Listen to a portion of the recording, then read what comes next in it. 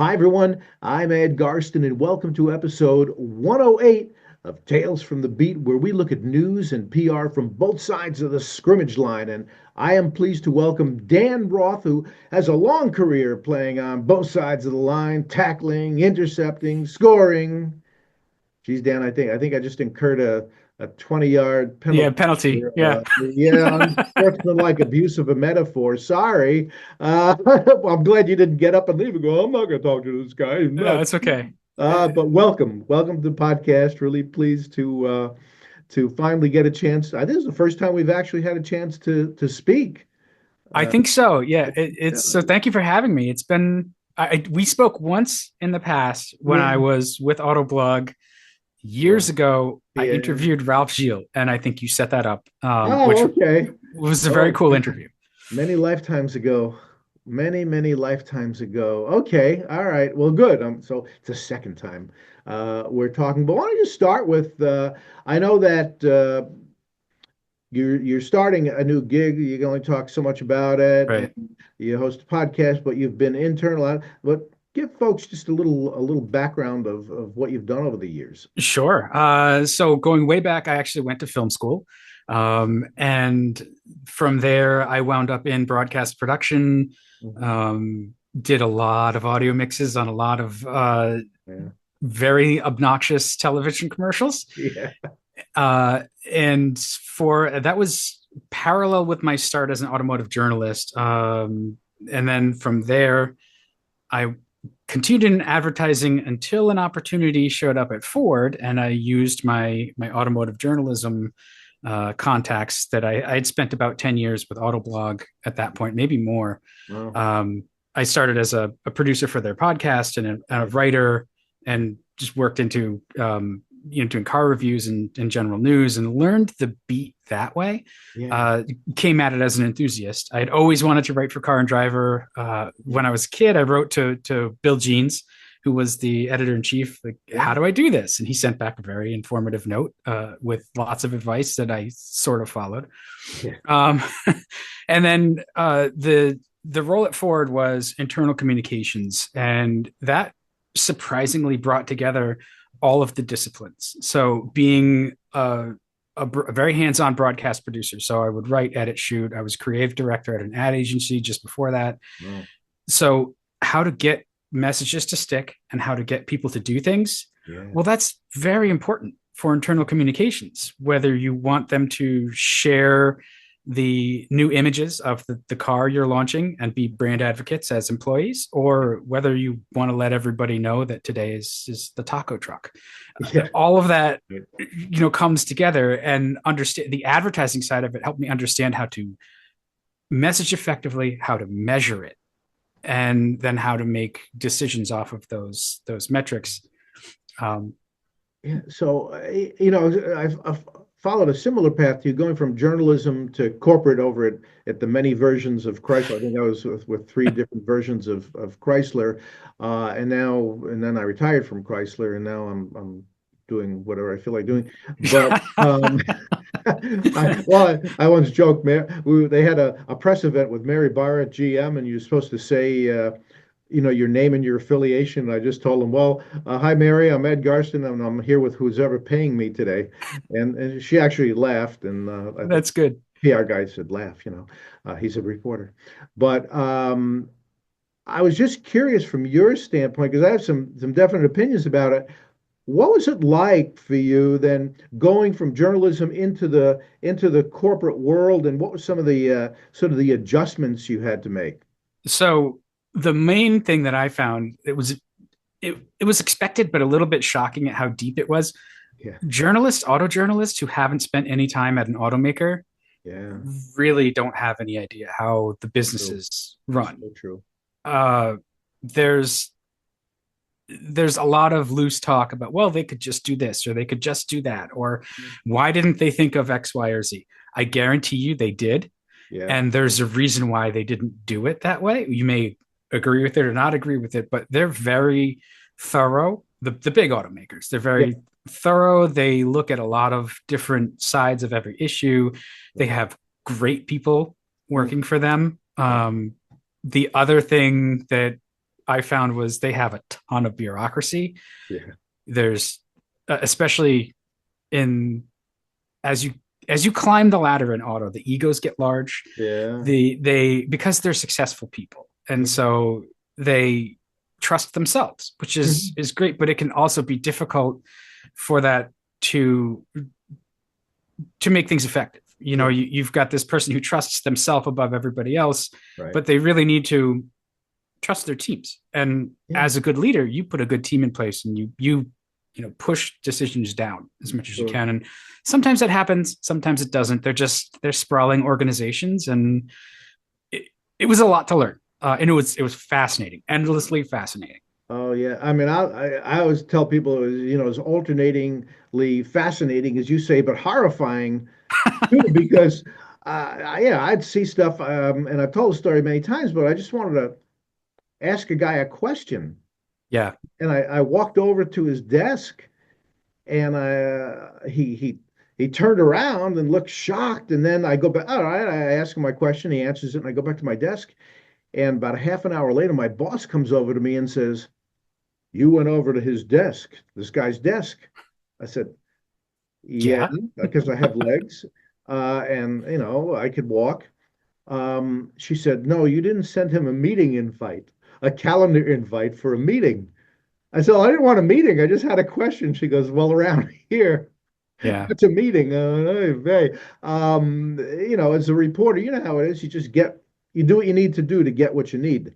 Yeah, well, and reporters, and when you're in the media Yeah, that way, and being in advertising, look, we use curse words as commas, so it right. was like very much a real, you know, atmosphere of chaos, but in a good way. And Yeah, you're doers. You're always doers. mhm, So a reporter, like part of your nature, yeah, is I don't care about your title. I don't care how mhm, high you are in the company. I'm going to ask you a question. We're going to work together yeah, as colleagues and equals. And when your automaker comms, either internal or external, mm, you have a common goal. yeah. So you shouldn't be fighting each other. The bureaucracy and the sort of, well, this is the way we do things, Oh yeah, can be a lot to learn. yes, And navigating that, making the connections. That was that's the untold kind of challenge. yeah. And the other thing I noticed, and I don't know if you did too, but how little so many of them really understand how news decisions are made by the media, Yes. and that they have no idea what the process is. And I was just wondering, what did you find on that note? Very similar. I caught myself saying, a few times, like, nobody cares about this as much as you care about it, Yes. and trying to explain, even you understand your audience as a journalist, Mm, that's how you nurture and grow your audience, and you effectively communicate. yeah, So we know what the people will respond to. We know what their comments are, because usually the subjects have come up before. sure. And a lot of times it's more of a top down effort. Well, this is important to us. Tell them why it's important. And Right. okay, Yeah. we need to back you up now and say, so what?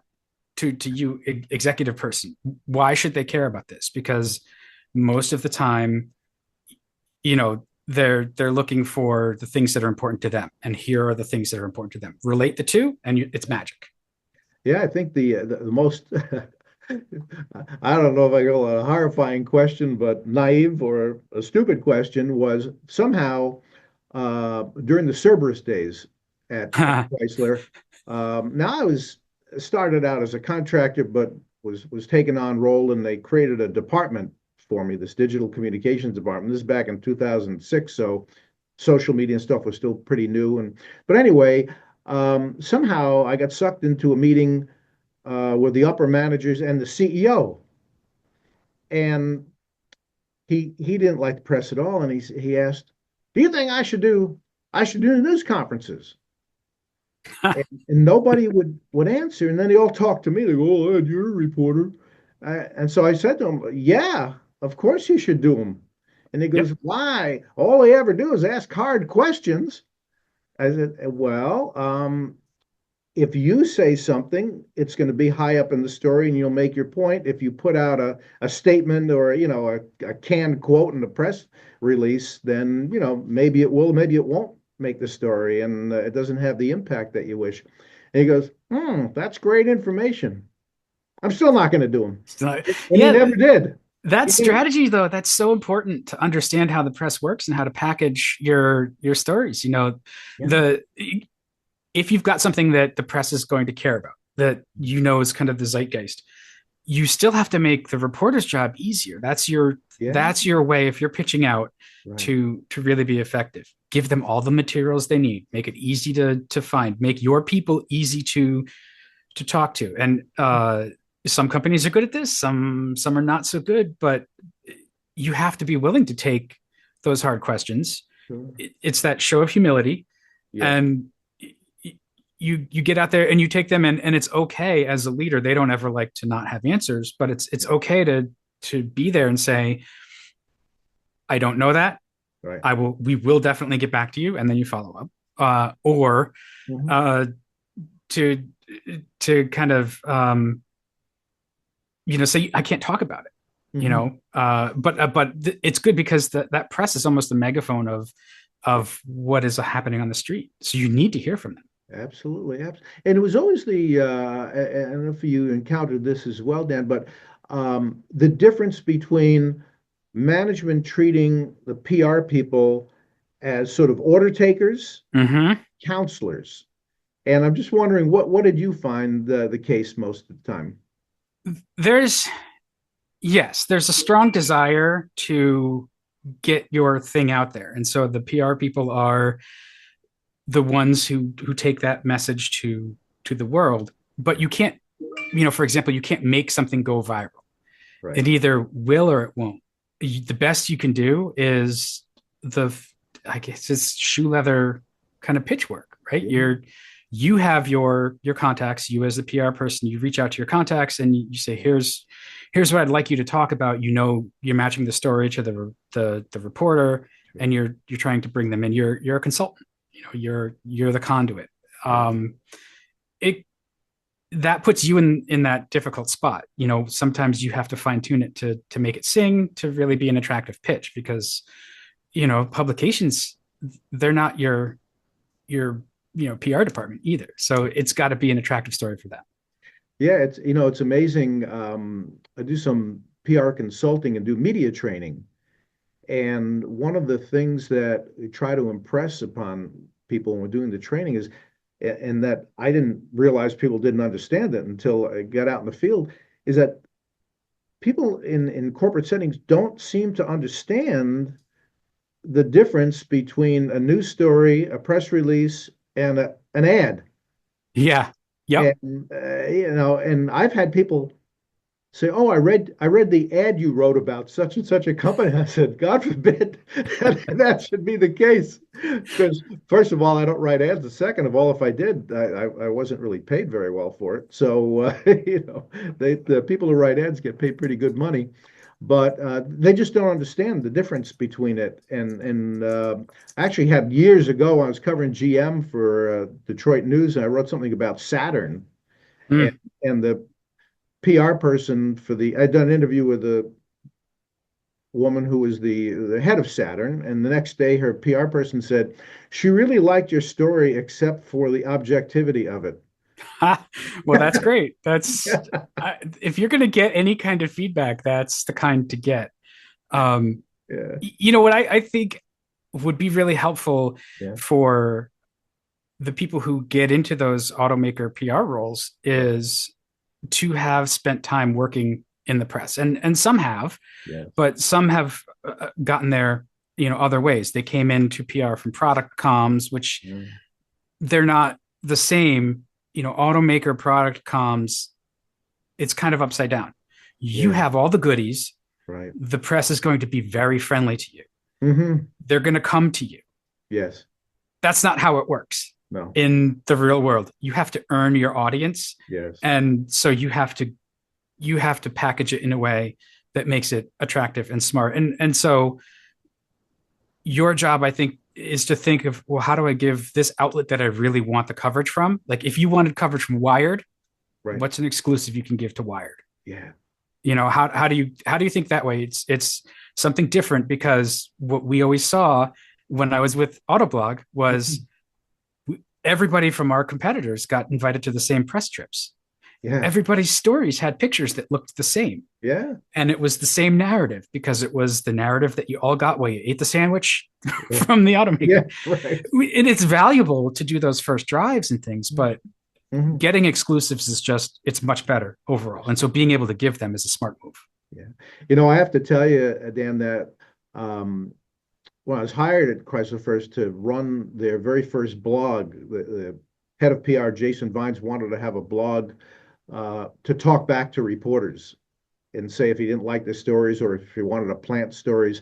But I learned so much actually from reading Autoblog about how social media worked and how online media works. So I owe really a debt to Autoblog and some of the other blogs and websites that were out there just to learn how to operate in that media because it was really so different from writing for. I mean, I was a television reporter most of my life, but then went to print when CNN had that Oh, awesome yeah. merger with AOL and told 1,000 of us to get lost and close the bureau here in Detroit, which was unfortunate. But anyway, but I just wanted to mention that how much I appreciated that and spoke to. I forget who exactly was the editor of Autoblog way back then, 2005. Was John Neff.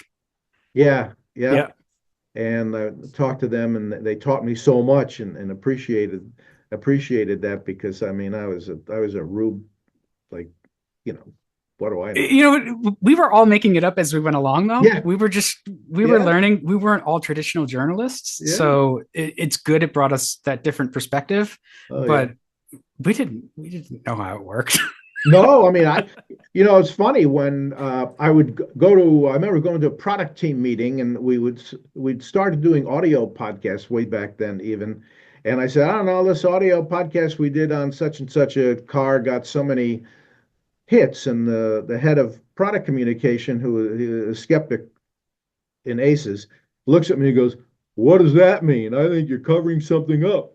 I said, "I don't know what the hell it means. I mean, it's that many people that hadn't heard your message before heard it. So it's incremental at best, but what that means as far as how many cars you're going to sell, I don't have it. Yeah, like you said, Dan, we're just learning. These are new tools.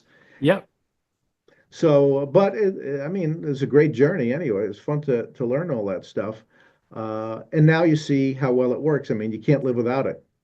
Yeah, yeah, it's a whole new world. AOL kind of bit us with the corporatization too. When I came on to Autoblog, they had just gotten bought by AOL, and they were a good steward for a while, but it Yeah, became more of a profit center. So it evolved from what it had been to kind of what it is now. Now they're owned by I think the Arena Group. So it's yeah, the same company that sort of vacuumed out Sports Illustrated, and right. that's a little bit unfortunate. But Yeah, there are some bright spots. Everybody shifts. They kind of move to the next outlet. There's a lot of people on YouTube now. There's podcasting is sort of always steady in the background. right. There's new outlets, so it's actually a very small industry. Uh, Yeah. Everybody knows everybody else. Oh, sure. Oh, sure. I mean, and all you have is your reputation because I know when I got laid off at CNN and I didn't really know what to do. You have your reputation, and people were very, very kind and gave me opportunities based on my past work, or in spite of it. Yeah. That's how it goes. And but so all right.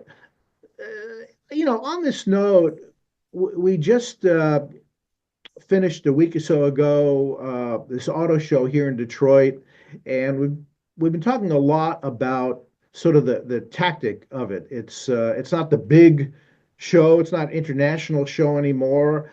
Um, it was an auto show. There's cars and some old line journalists, hanging around, going, well, I'm not even going to cover it anymore. There's no real news, and there's no of those big shows anymore. And so I'm just curious, Dan, what do you think about this whole evolution away from revealing the vehicles and getting your messages out, putting executives out at an auto show as far as a communications tool for automakers and suppliers? I, I don't think they're dead. I Hmm. think they're different.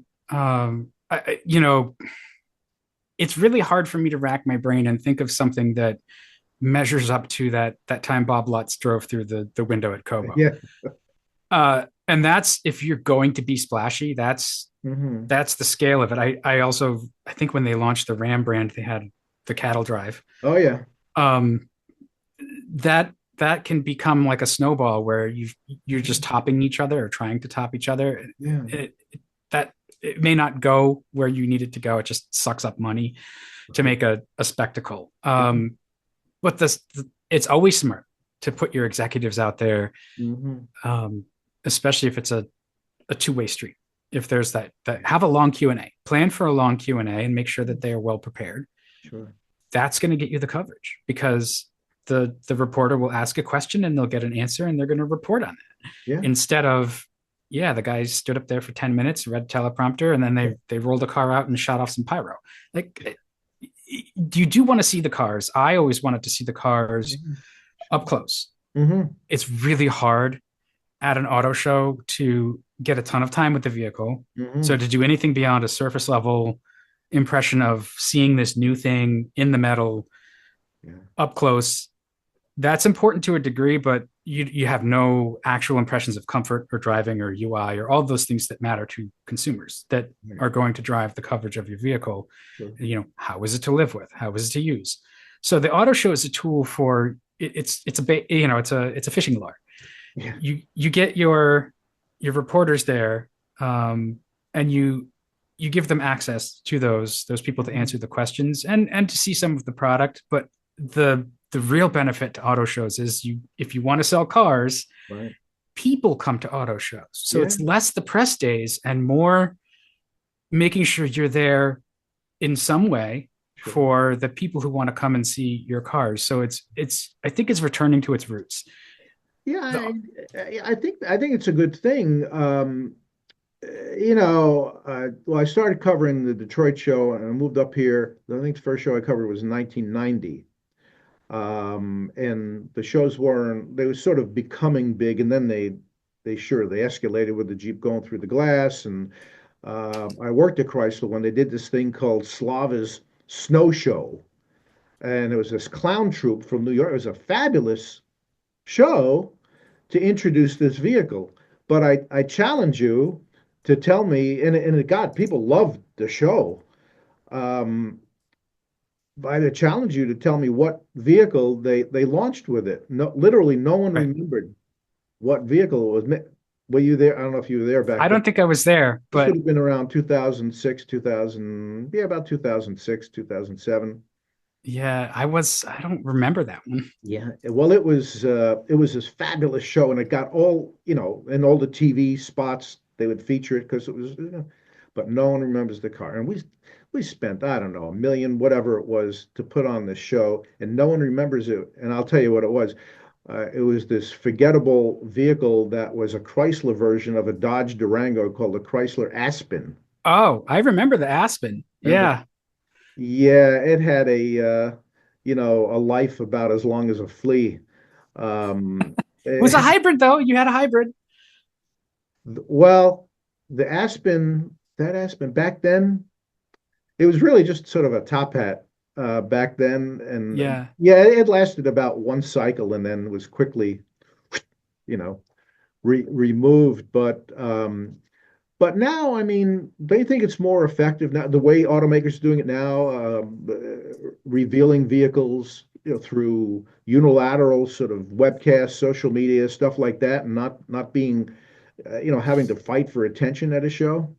Yeah, and that was always something I, kind of was watching, and I think I've given that advice a lot of times over the last few years. Is Right. You have your own event. It puts you in more control of the situation. Mhm. People get better, better materials out of it because you're not taking a picture of your car with the reflection of your competitor's logo in the glass and Yeah. stuff. Like the auto show, it's for the local dealers, it's for the local customers, and Mhm. you as an automaker support that. And it's almost like it's a sales tool versus Yeah. a media coverage tool. Yeah, sure. So, what other type of messaging I'm really curious about, and I've been talking to a lot of people about this because it's something that sort of uh, is intriguing to me, is about the way you think the EV message has been conveyed to the public and how it may be affecting the rate of adoption of EVs, which it's increasing for sure, but still not at the rate that certainly the automakers had hoped it would be. So, I mean, what do you think that EVs have been were introduced to the public and are still being promoted to the public in a way that uh, gives them confidence to make this change, or is there still some sort of flaw in the strategy? I think they're getting better. Mhm. uh, EVs, they're popular with customers when they have a chance to try them out. So Mhm. that's often your best strategies, like put butts in seats, Yeah, go do regional events, try it out. Everybody is worried about range anxiety, and the automakers haven't been real confident in messaging about that. Alex Roy. I don't know if you know Alex, but yeah, he was I think he's with a company now where he did a post about narrative command. okay. So the idea of you control the message and that's how you succeed. And unfortunately, the the doom about, well, you can't take this on a road trip is still the prevailing message about EVs. I don't drive 400 miles every single day with Right. my gas cars. Yeah, I do 25 right. maybe. Yeah.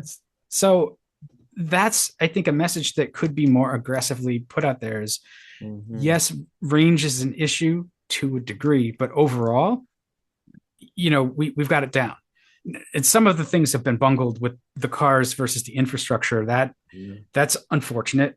uh that's money and build out. I don't know how you get around that other than what they've Yeah. done, which is buying into Yeah. Tesla's charging Yeah. network.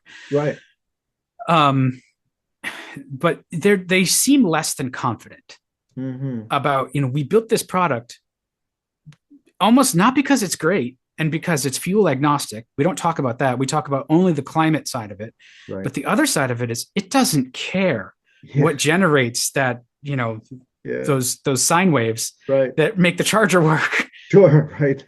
So you could charge it with a generator. You Yeah. could you could charge it with a coal fired power plant. You could charge it with a trash incinerator. You can charge Yeah. it with solar panels, wind Sure. power. It doesn't care, as Right. long as That's the yeah. the That's electricity a great is point. doing that. You're filling the batteries, Yeah. and so that's actually an advantage versus Yes. a gas car. It only takes one type of fuel. Yeah.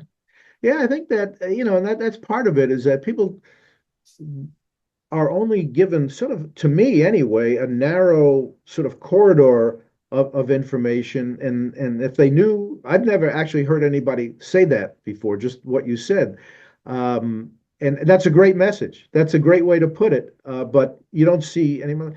And uh, I think people do fear. People don't like to change their lifestyle. They like the whole concept of, going to the gas station, pumping 5 minutes, run in, get a coffee and a candy bar, and run out, maybe a hot dog. Um, and they don't like to change. I mean, um, I was watching these guys the other day. There's a recharging station, EV Go station, Mm-hmm. uh, near my bank, and it's always filled. And it's cold this time of year, and I'm seeing these poor guys just sort of standing around impatiently, going in their car, out of their car, waiting for the thing to charge up, and thinking, oh, these poor guys, they probably hate this, having to wait around and waste this time. But um, I mean, that's what it takes. It takes Yeah. longer to fill up, and then they should have had a home charger. Maybe they don't have one or access. Well, yeah, there's a, I think also there's a real trend to everybody's chasing Tesla. Yeah, And, the idea of an EV as only this high tech screen filled thing, I think that only goes so far. It's definitely a premium product. And so when you think about the charging experience, well, that could be your idea of a third place if right. you had thought about it smartly and partnered. But not everybody has time or money Yeah, to go get lunch while the car charges. So exactly. there's it's going to take time before the charging improves Sure. and before everybody can buy it. But the automakers almost, like, my take on it is they're generally not as confident as they need to be. They have good products, Yeah, and they'll only get better. sure. They just seem afraid of their shadow. They seem afraid of the criticism, and it's not just with EVs. I think the prevailing mood I found Right. was there's a bit of fear versus confidence. Yeah, I think so. And the sad part is, and if you've driven an electric car, they're really wonderful to drive. There's so much They're great. fun. Yeah. And uh, people just need to sample them. And I think they just, maybe dealers need to have or the automakers need to set up more public activations and let people just try them out and sort of become converts by experiencing them. Yeah, And and yeah, it's not even necessarily any more expensive. You're just yeah, taking your marketing dollars. yeah, Broadcast has really shrunk. Everybody's stratified on different apps, and so the money you would have spent in the past yeah, on broadcast advertising, peel right. some of that off. Do Yeah, experiential. Go where the people are. sure. Well, we only got a couple of minutes left. So before, it's been a really great conversation. And just wondering, you also host a podcast, right?